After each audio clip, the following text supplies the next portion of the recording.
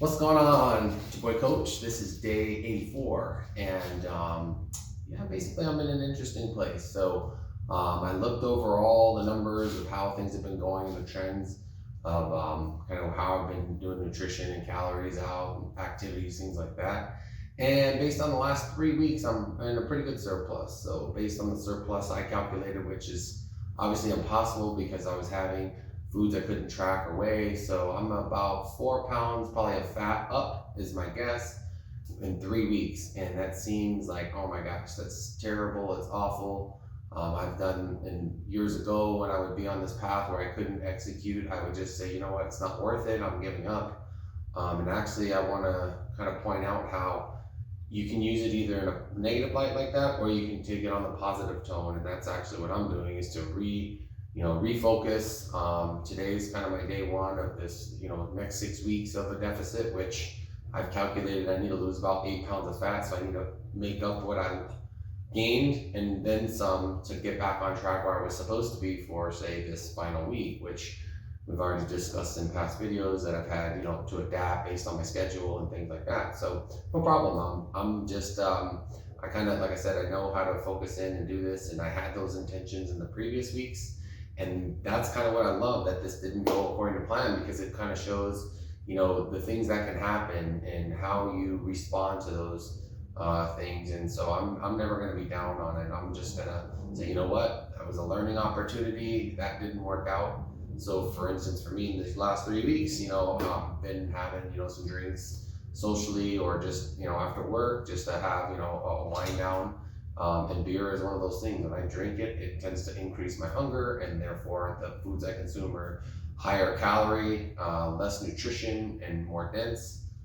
So therefore, that has to go, and so there will be no alcohol from this point on. Tried to figure out a way to balance it. I kind of mentally was working on that the last few weeks, and it doesn't work for me. And for some, it does. They can have that one day, and have a couple glasses of wine or beers at dinner, and then stay in the deficit. But for me, it just pushes my hunger so high that it's really counterproductive to what I'm trying to do.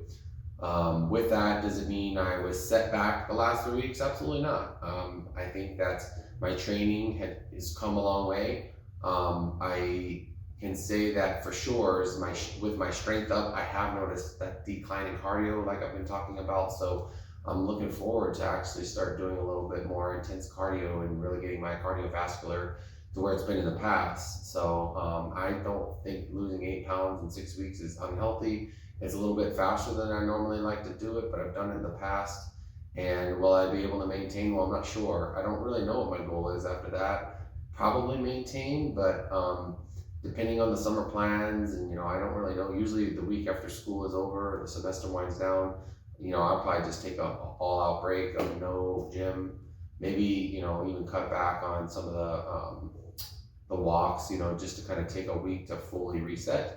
When you go this many weeks, that'll be like 20 straight weeks of focus for me, which I've done in a high calorie deficit in the past. And I found that it was my hormones, my stress, everything was in the complete places I did not want them. And it was burnout, like we've talked about, in terms of not just overloading the central nervous system, but just mentally, I just started getting such a um, negative mentality when it came to being healthy. I said, you know what, this is too difficult. So what did I learn in this last few weeks? That, hey, you know what, when you are up against, when you have the best of intentions and the execution isn't as good, just look back and think, where things may have went wrong or where you can do better. And that's what I kind of like. And that's what's great about a week-to-week assessment, is just to kind of, not get too far off of the path or goal that you have. So, and that can happen, especially if you've been following this whole time, and you've been on track. That's fantastic, and that means you're just on something that works. Especially if your mindset is, really good to keep you successful in the long term. And so the first one today is, maybe I call it forgiveness of myself. So if I didn't really execute in the way I meant to, that's okay. I can start over, and I'm thankful to have a new day starting tomorrow or the following day, as long as I get days. So If you mess up or slip or fall backwards, it's okay to forgive yourself. And you know what? Wake up that next day, figure out how you can do better, and just do your best to plan and execute throughout. So this journey is actually supposed to be a good thing, and it's supposed to be a way that you counter those things. So maybe some of the tips or some of the things you're integrating or habits you're trying to change aren't the correct ones.